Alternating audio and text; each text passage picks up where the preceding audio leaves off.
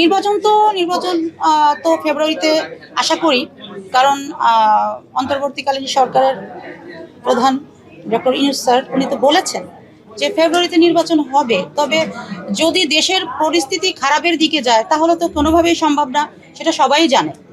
তো আমরা চাই, সেজন্য আমরা সকল দলের কাছে অনুরোধ যে দেশের ভিতরে এমন কোনো ঝামেলা যেন তৈরি না হয় তাদের নিজস্ব দলীয় লোকজনের কারণে, অথবা ফ্যাসিস্টের অনুসারী যারা আছেন তারা তো চাইবেই যে এমন কিছু হোক যেন দেশটা জাতির কাছে প্রশ্নবিদ্ধ হয় যে শুধু হাসিনা খারাপ না, এখন যারা আছেন তারাও খারাপ।